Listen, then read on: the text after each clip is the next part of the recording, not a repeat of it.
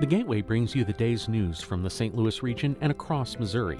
It also includes stories from the Illinois side of the river and our Metro East reporter, Will Bauer. In Alton, in Belleville, in East St. Louis, in Edwardsville, in Cahokia Heights, at Scott Air Force Base, I'm Will Bauer, St. Louis Public Radio. Listen to reports from Will and all of our journalists weekdays on The Gateway, on the STLPR app, and wherever you get podcasts. It's an odd-numbered year after a presidential election, and you know what that means? It's time for the melee for the St. Louis mayorship. And this isn't just any ordinary election. Since St. Louis Mayor Francis Slay is not running for an ultra-historic fifth term, a very, very large field has emerged to try to take his place. We're going to interview the candidates that want to lead St. Louis City into the next decade. And first on the list on this latest episode of Politically Speaking is Board of Aldermen President Lewis Reed. Let's hit the music. This is the Politically Speaking podcast, a candid conversation with the Show Me State's biggest political newsmakers. I'm Jason Rosenbaum. And I'm Joe Manis. That's Eric Greitens, Navy SEALs running for governor, and I'm really, really glad to be on with you, Jason and Joe. I'm going to push back on these regulators. I'm doing this for the people. I was encouraged along the way, not just by my family, but by a lot of teachers and professors, and knew when I was in college that I would run for office someday. We're very excited about the prospect of having some more free market solutions. Even though after the conversation, I still might not agree. We want our listeners to get a real sense of what drives these people. They're actually people with a story to tell. And welcome to the Politically Speaking podcast. I am your host, Jason Rosenbaum, a reporter with St. Louis Public Radio. Joe Manis is taking some well-deserved time off today, so as my special guest host, we have Rachel Lippman, reporter with St. Louis Public Radio. And returning to the show for the third time, but as a mayoral candidate again, we have as our guest Lewis Reed, president of the Board of Aldermen and candidate for mayor. So thank you for being the first in our series of mayoral interviews. Just as I said in the introduction, we are going to be interviewing most, if not all, of the Democratic candidates for mayor. This is a crazy, scrambled race to replace St. Louis Mayor Francis Slay, and we want the people of the city of St. Louis to get a sense of who these people are, what they believe in, and how they're going to stand out in a crowded field. So even though you've been on the show, and on the first show you told people a little bit about yourself, for people that don't know you, who is Lewis Reed? Why did he get into politics? And tell us a little bit about yourself. Well, I'm originally from Joliet, Illinois, as you know, Jason, and you also, Rachel. I ended up in St. Louis. I went to SIUE on a wrestling scholarship and ended up in St. Louis, where I married my wife, Mary Entrup, who was from Chesterfield. We have two sons together, and I became interested in politics or public office when I spent more time throughout the communities in the city of St. Louis and saw the conditions people were living under, and wanted to really try to work to make a difference in people's lives. I've had an opportunity to serve in many roles. I used to be the head of wide area and local area networks for SSM Health businesses across all of their hospitals across the U.S. For Edison Brothers stores, I was the manager of data networks there. I used to work for McBride & Son as an estimator because my background is in mathematics, computer science. And in the role with McBride & Son, I had an opportunity to get more involved in development and really, begin to look at our communities in a different way, where you look at not just vacant and abandoned buildings as a problem, but as an opportunity to redevelop a neighborhood and a community and work to get people living in those homes and reestablish those neighborhoods. So how long after you ran in 2013 against the current incumbent, Mayor Slay, how long after he announced that he was not running again did you start thinking about running for office, or were you thinking about even taking him on again in 2017 if he'd run again? As you know, I've been president of the Board of Aldermen for over 10 years. the things that I really want to get to the bottom of and try to work on is like public safety, trying to do some things so that we can begin to drive the crime rate down in the city of St. Louis in a real substantive manner. And a lot of those things you cannot do from this president of the Board of Aldermen role. So I've always been thinking about running again. It was my assumption that he was not going to run again, so it's been in my mind to run even prior to him deciding to step out. So you kind of had a sense he wasn't planning on running again? Yes, part of what he said the last time he ran was he wanted that to be his last term. But then, of course, once he got in, he said, "Okay, I may run again," right? But I didn't feel that he would run again. It was already a historic fourth term. I guess Yes. a fifth term would have been ultra historic. Yeah. We've talked about this before, but I think out of the candidates for mayor, with the exception of Jimmy Matthews, you're the only one I think that's run for mayor before. And sometimes Bill Haas has run for mayor before. Let's remember that. Bill Haas has run for mayor before I moved here. You know, one of the possibly since before both of us were born. Who knows? I don't know about that. One of the reoccurring themes on this show is sometimes we have candidates on that have lost a race before but have learned a lot, and it's informed them in the race that they do subsequently going forward. I want to know, as you're running for mayor this time, and it's not a one-on-one matchup, it's a multi-candidate field. What lessons from 2013 did you learn that you're changing up your strategy a little bit for 2017? Well, the cadence of the mayor's race in the city of St. Louis, because of the way it's situated, after the presidential election, then you have Thanksgiving, Christmas, New Year's, and everything else in between there. You have to really spend a lot of time getting your infrastructure together and ready to hit the ground right after the first of the year for this really hard sprint to the finish line. But prior to that, you do some voter contact, but you have to be careful about your spending prior to that because it can just get washed away in everything that's happening during that presidential election. So, and then, of course, directly after the presidential election, the last thing the voters want to hear about is, politics going into the holidays and after having, a gazillion commercials ran, the mailboxes run over by literature and stuff. So this time, I think that we have really structured our campaign in a way that will yield big numbers. But it's also to be noted that we actually met our win number in the race against the mayor the last time. And for those who aren't quite maybe as versed in some of the lingo there, the win number is what you think it would take to win in this field, or? Yes. The win number is what we would believe. After you have all your data people look at it, your pollsters and everybody look at it, they work with you to come up with a win number, and it's based on historic elections and everything that's happened in the past, voter turnout, voter registration, weather, all kinds of things. So our win number, we actually met our win number and exceeded it by 1,000 votes. But after exceeding it by 1,000 votes, turned out, since there wasn't a Republican primary, we ended up with about 5,000 Republicans coming over and voting in the Democratic primary. So instead of winning by 1,000 votes, we lost by 4. We're going to talk more about the politics of this race near the tail end of the show, but I want to dive directly into issues because St. Louis has a myriad of issues when it relates to crime, poverty, and city services, and we want the mayoral candidates to give some detailed views on that. So let's just talk about crime for a second, more than a second, actually.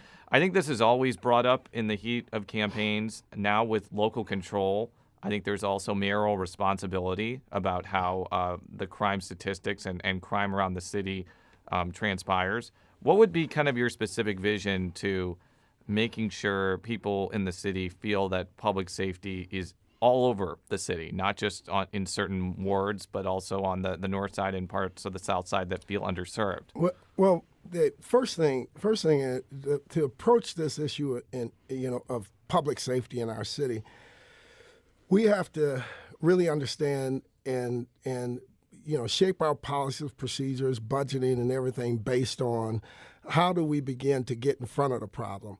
Because right now, mainly what people look at, they say, okay, we need more police officers on the street. You're way at the tail end of it, of the problem. But to really begin to get in front of the problem, we're going to have to invest in our recreation centers. We're going to have to work to have more comprehensive programs and services for our youth throughout communities all across the city of St. Louis. Major economic development throughout neighborhoods that have been long underserved. It will make a big difference. Working to create jobs and job readiness for people within our community, within communities all across the city of St. Louis is a major factor, and I think we need to make sure that that's addressed. And a host of other things on the front end of it. And then, of course, on the back end of it, when we talk about policing, we need to do a number of things. We need some pay parity with the county, right? So that we aren't a training ground for police officers that then they end up going to the county for more pay and easier work environment in terms of the amount of crime that they have to manage. But then also. We need to work to make sure that we have the right complement of officers on the streets, and then we're using them in the most effective manner. And finally, we have to look at how we're measuring our police officers. If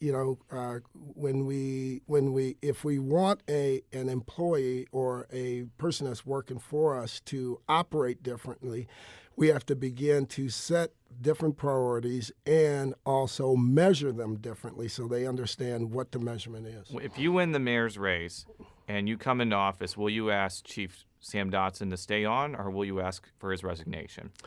When I look at some of the challenges that we had that we faced already as a city, and I look at the crime rate, the murder rate that's went up consistently over the last 3 years, during the time that the chief has been the chief of the city of St. Louis. If we look at just that measure alone, and in terms of job performance, you'd have to say that job performance hasn't been the best. Now, are there other factors at play within the department or his ability to change things that he's wanted to change? I have no idea because we don't have insight to that. I don't have any more insight to that than you. So part of what we will have to do is understand what has happened there, right? And then, decide where to go from there. I think that, all other things being equal, if indeed it turns out if it turns out that the job performance is attached to the crime rate going up, like I would suspect or you would suspect, then we would have to find something else for the chief to do. So I'm hearing a maybe in there, that it would take some review. You want to get into the job first and see kind of what's going on. I think that anybody going into this and to understanding employment law and some of those things, I think that going into it, if you say, okay, I'm gonna fire him no matter what, I think that's a problem for the city. I think we end up in a lawsuit and I think we lose. But if we say that if we're gonna give it a thorough review and take a look and see, and if indeed his job performance has been substandard, then of course the city would need a new chief, right? Mm-hmm. I think that's the prudent way to do it, and especially for me as a current member of the board of E&A. Take me through some of the economics of the plan that you've outlined, investing in the front end. Are we talking about using some of the money from this proposed sales tax increase that may be on the ballot in April? How do you take limited city resources, which being on the board that sets the budget, and sort of direct it to where you think it needs to go? I think obviously some money from this proposed tax increase could help us. And also the other thing is starting, going into a year where we do zero-based budgeting. We do zero-based budgeting and come back and begin to define those. We first start by budgeting for those absolute necessities, right? and set different priorities where it would allow us to use our current revenue in a more effective manner. Here's an example. We look at within our recreation departments, right? And we look at the disrepair of all of our rec centers, and what benefits would we derive from greater investment in our rec centers and delaying maybe repairing a parking garage, let's say, for example. We would end up impacting public safety in a more positive manner by investing in that rec center opposed to investing in a parking garage. And every year, those are the types of discussions that we've had.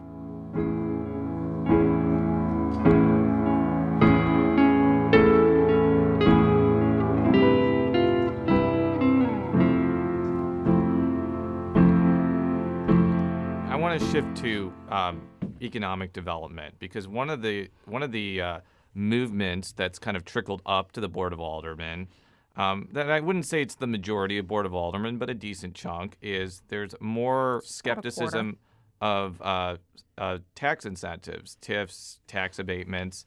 And I want to get your view on this, because I'm of two minds here. One, I know the budget is tight, and some of the money that may be used for these tax incentives is money that's not going to the city or to city schools. But I also know that St. Louis City is not operating in a bubble, and it's competing against places like Chesterfield or Maryland Heights, where companies can go and build on green space for arguably cheaper than here. So if you're mayor, what are you going to do philosophically about these tax incentives? Would you curb them? Would you change them? Or would you keep them the way they are? Well, first we have to understand the impact of various different tax incentives. I think we have to look at them in their totality. For example, if we issue a new sales tax, exactly what impact does that have on our economy? Right? If you take just an elementary view of it, you may say, okay, if we increase it by 1%, then that's going to account for millions of dollars on the back end, and it's all good. But as you said, Jason, we don't live in a bubble, right? So we have to be careful that we're not getting into a we don't have regressive taxes, whether it's sales tax or any other types of taxes, property tax and stuff like that we would end up having imposed to adjust or support our budget needs. But beyond that, when we get to TIFs, I think that especially in the city of St. Louis, if you look at what measures you need to take in order to approve a TIF and exactly what the ultimate impact of that TIF would be. I think there are a lot of places in the city of St. Louis where TIFs are appropriate and we need to use them. TIFs were used to rebuild Central West End. They were used to rebuild Washington Avenue. They were used in Soulard, the historic tax credits and all these things. So as we begin to address the business districts and the places in North St. Louis, certainly we need to have all of those tools available to us. That was going to be my question, though. It seems like a lot of these tax incentives are being kind of directed towards the Central Corridor, to some extent the South Side. They're not really I'm not saying they're not being used at all, like in the north side or the southeast side, but it doesn't seem like they're being used as much, and those happen to be the places with the most economic need. So am I wrong on that perception? No, you're not wrong on that perception. What has to happen is that when developers come and they show up in the mayor's office and they say, okay, I want to build a new grocery store. But to build this new grocery store, this is the incentive package I'll need. And this is the area I'm looking to build in. I think that negotiations need to take place at that point, and the mayor's office needs to point them to areas that have been historically underserved, right?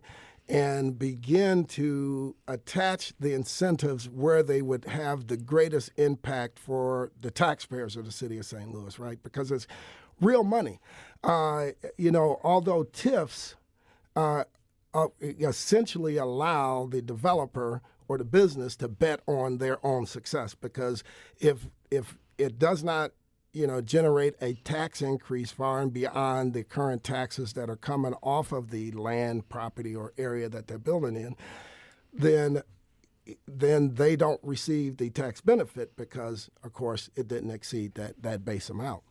I'm wondering if it's become, do you get this impression that it's sort of become developers expect that they're going to get these TIFs now, that it's every project is now blighted so you can get a TIF and et cetera? And what power would you have as mayor to possibly kind of curb that and say, look, you know what, you're not getting an incentive package for this? Rachel, you hit the nail on the head. Everybody shows up now and they automatically assume that, okay, I want a TIF, I'm going to get a TIF, I need a TIF, right? But what is the basic test you have to be able to pass to get a TIF? But for the TIF, this project is impossible. What does that mean? That means that the bank will not lend any more money. You have no more personal money or whatever you can put into the project. And if another dime is put into the project, it will be upside down and it will fail, right? So we need to establish a policy and establish a way to measure that moving forward universally across these TIFs. And currently, I'm not sure that that's actually being measured to the level it should be. And so as mayor then, do you put that policy forward to the board? Okay. Absolutely. So I wanted to ask you, we've talked about city-county merger before, and from what you've said to me, you feel like there's a whole bunch of other issues before we even talk about it, and you have to do some pre-work before you enter the marriage. One of the things, though, that I foresee happening is that Rex Sinquefield, who is very much for some sort of merger, may fund a statewide initiative that basically bypasses the idea of the city and the county are the only people to decide. If that occurs during your mayorship, will you politically oppose that move? Because both Mayor Slay and former executive Charlie Dooley have always promised that if there's any sort of merger, it would be solely a city and a county decision. What would happen if it was taken statewide in your mayor? Well, first off, I think that the people that are most impacted by it should make that decision. It would be the people of the city of St. Louis and the people in St. Louis County. Now, that being said, the challenge with a city-county merger is the political capital it takes to get there. And I think that I think we're almost living in fairy tale land if we really believe that the county would muster the political capital that it would need to merge with the city, because obviously when a lot of when the holdup for city-county merger for the people who live in the county is when they look at our data and our statistics and say, well, look, St. Louis, we don't want to take on another municipality. I mean, there's 90 municipalities in the county. And there's different proposals, too. One is just the city joins as a municipality. There's been this idea pushed by the Post-Dispatch that we'd have one giant county city. Uni government. Which I'm not even going to I'm going to be candid here. I don't see that ever happening, because I don't see Chesterfield and Wildwood and Webster Groves willfully dissolving on their own. Exactly. But this is going to be a discussion during the race. I mean, can you just kind of also just explain your general philosophy towards this issue beyond my specific question I just mentioned before? My philosophy on this issue is that at the end of it all, whether we have a city-county merger or not, St. Louis City, our problems, our challenges are our problems, our challenges. We are going to have to address those directly, whether it's public safety, whether it's education, whether it's economic empowerment and growth.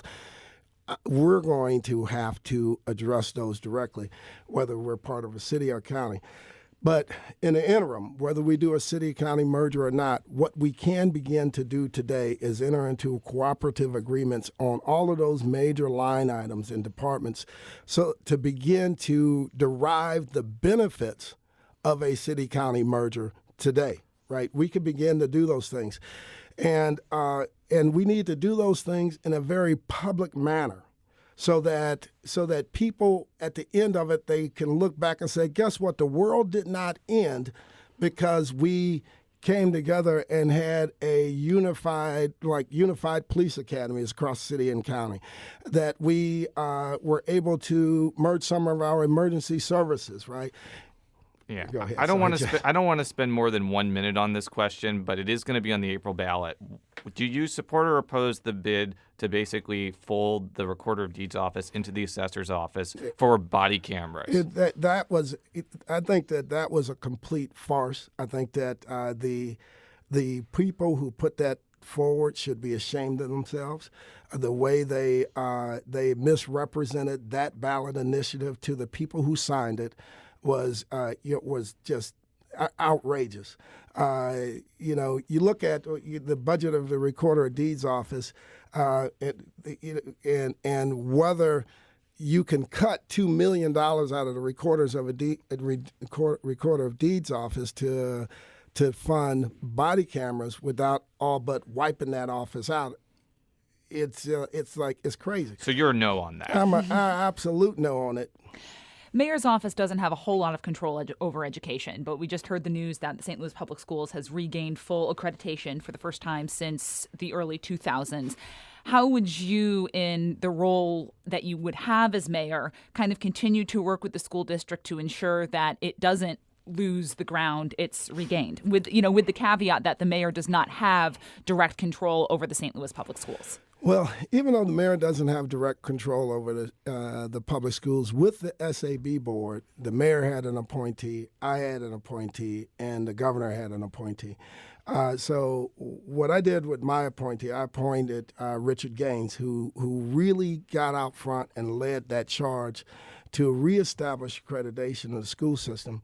And he did it by working in conjunction with the school system and all of the other SAB members, and also the elected board, right? And making sure that as much as possible, everybody was at the table and their opinions were factored into the course and direction they were going, and made the advancement in the ultimate education of our kids number one, right? Everything else had to come after that. And we've seen the success of that. I think that, number one, as mayor, we have to, whoever the mayor is, and certainly I'm working to make sure that's me. As you would expect if you're a candidate. I would expect, right? The mayor has to show some confidence in the school system, right? So if we focus purely on building charter schools as a replacement for public schools, I think that that's a mistake, because people, no matter whether you have a charter school or a Catholic school or a private school, people still view that as an alternative school choice. What you need to have in every major metropolitan area is a high-quality, high-performing public school system. Everything else is layered on top of that. So once you establish that public school system, people will then begin to make that choice based on that public school system, because guess what? If the charter school doesn't work for them, or the private school or the Catholic school, they can still have a fallback position and go to the public school. Well, I think that's what's at issue. I'm not sure what type of school you sent your kids to, but I mean, can you answer that question first? All right. They went to the public schools and the charter schools. Okay. So the reason I'm bringing this up is someone like me who has a 3-year-old son is going to have to make this choice in the coming years, not just public school or charter, but there's also parochial or private schools. Do you think that the accreditation increase will maybe incentivize, middle and upper class people like me to maybe send their kids to public schools instead of private schools? Absolutely.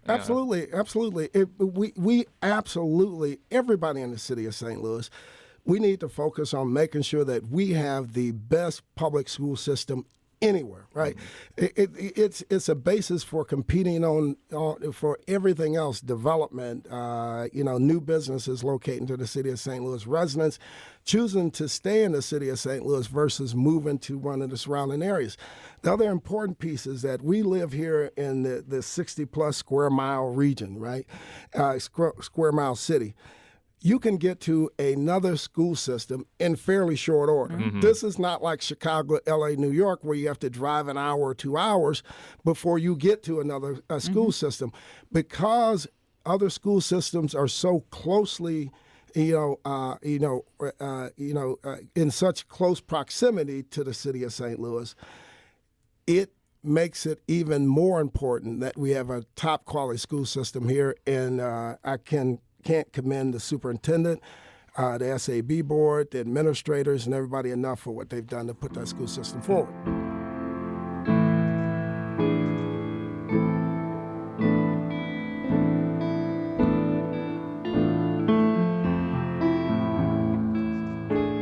You know, one of the things that was really controversial in 2015 was the Rams Stadium situation, which we were right in the middle of, and it caused a lot of harsh words and rhetoric and blowback your way because you ended up voting for it. I'm just curious because the issue of stadium funding is going to be ripe because you're sponsoring the bill for Scottrade. There's still the need to upgrade the convention center, and this MLS thing is kind of in the background. How is the Rams fallout and just your votes for building publicly funding stadiums going to affect this race?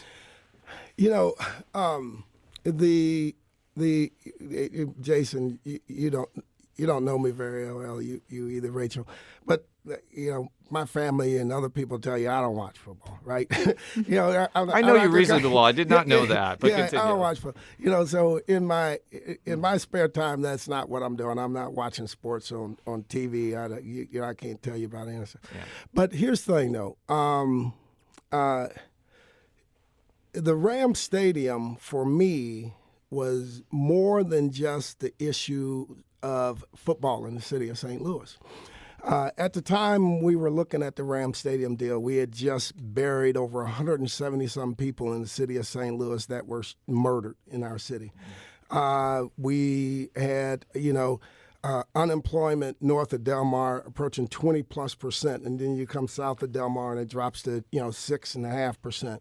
And then if you look at those affected neighborhoods across our city, those most affected neighborhoods across our city, they had all those same things at play. They had, the very high unemployment.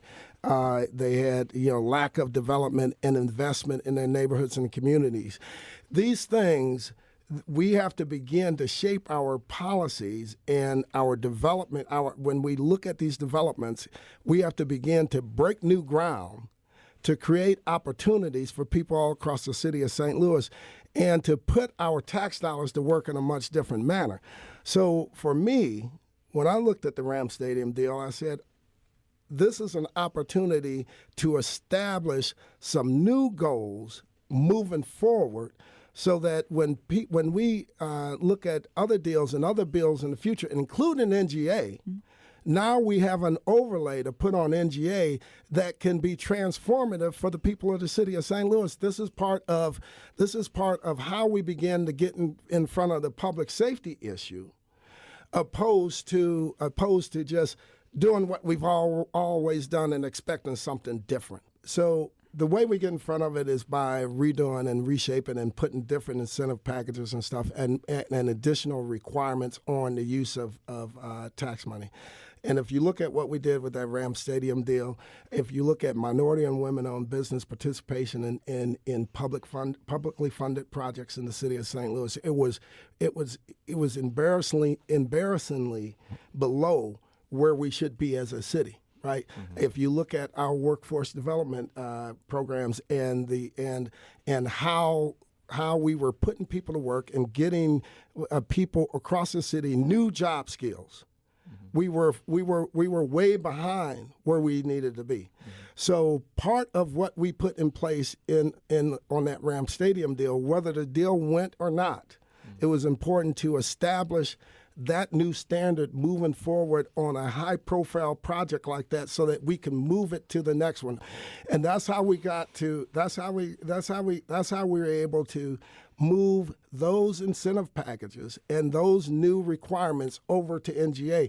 Some of these things cannot be answered in a soundbite. Understood. But they're real life issues and real life things that begin to change the lives of people across the city of St. Louis.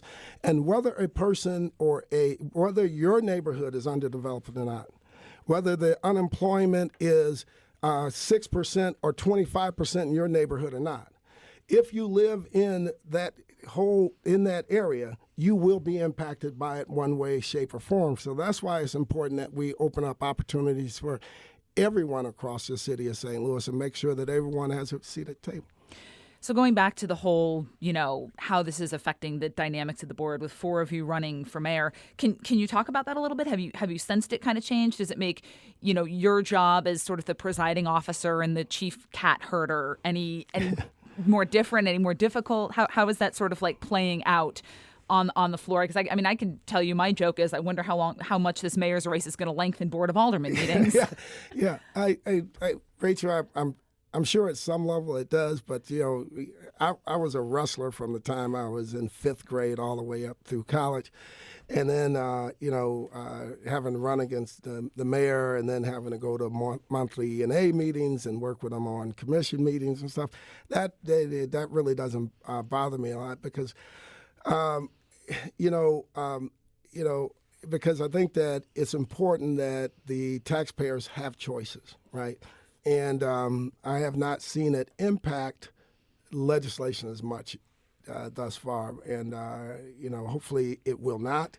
And I will certainly encourage the other people that are running for office to remain focused on the issue, because when you begin to focus on just the person right behind the issue, I think that therein lies the problem. You look at, for example, the thing we just spoke about, stadium deal. The biggest flack I took on the stadium deal was people said, how could you support the Rams Stadium when that was a thing that the mayor wanted, right? You have to look beyond that. Right now, Congress, the House and the Senate, they remain in deadlock because they're focused on who's carrying it, opposed to whether the thing that's being carried is good for the rest. And this will be the last question because I know you got to go, but I'm going to wrap a lot of things into this question. So there are basically 5 main candidates. You, I think, have maybe the second most money. You certainly have a lot of name recognition. You have an organization. You know how to run for mayor. But, I have to bring this up. The racial dynamics are going to be at play. There's 4 African-American candidates and 1 major white candidate. I know that in your career you've tried to be a person that tries to win everywhere, and I think you have to do that in that race, in this particular race. But how is the fact that the black vote may be split in a bunch of ways and Lyda Crewson may get the majority of the largely white South Side going to affect how you maneuver in this race? Well, for me, we're taking our message out across the city to every nook and cranny, everywhere there's 3 people gathered, we want to be there with our messaging. And I think that's the way you have to approach it. The next mayor of the city will have to lead and be able to communicate and inspire people of all backgrounds, ages, races, and ethnicities, and I think that's extremely important. As a city, we are a very diverse city, but we rarely embrace it the way we should embrace it and hold it up as a positive. And we have an opportunity to do that, I'm African American, my wife is white, and my son's girlfriend's Hispanic, right? So, but that's the way I grew up, right? From the time I was a sophomore in high school, I lived with a Hispanic family, right? So, I think that, I don't know any other way to communicate except for to communicate to the person, and I want to make sure to get this in there too. Absolutely. We as people, we fear things that we don't know and we don't understand, right? So, but to get past that, it's important that communication is always open and honest and direct, right? And that's how we begin to move past that. So our campaign to move past the racial barrier, the fear of the unknown, we have to be open, honest, and direct and communicate. And that's what begins to break it down, because then people will make a judgment based on some factors other than the superficial things. Well, we appreciate your time. I know that you're a very busy mayoral candidate, so the fact that you spent almost 40 minutes talking to us, we are very appreciative. Absolutely. Thank you. For all of our stories, stlpublicradio.org. Follow me on Twitter at @jrosenbaum. Follow Rachel on Twitter at @rlipman, 2 P's and 2 N's. And beyond just finding your tricked out RV, which is parked in front of our studio, how could people find out more about your campaign? Well, our offices are located in the Regions Bank building at Jefferson and Chippewa, and that's at 3803 Chippewa. Excuse me, sorry, 3803 South Broadway. You can reach us at 314-900-2002. Again, that's 314-900-2002, or our website at lewisreed.com. And find your RV. Or find our RV. If you see the RV, wave us down, flag us down, because we have all kinds of stuff in the RV. And you're on Twitter at? At Twitter at Pres Reed. P-R-E-S Reed. Yeah. Until next time, so long.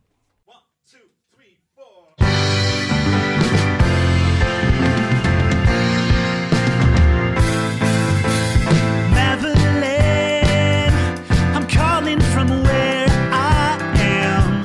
Been calling to the operators, telling me to stop. Neverland. If you have a smart speaker, you have access to the entire world of NPR and St. Louis Public Radio. All the latest news and all the captivating stories. Activate our voices with yours by telling your smart speaker to play St. Louis Public Radio.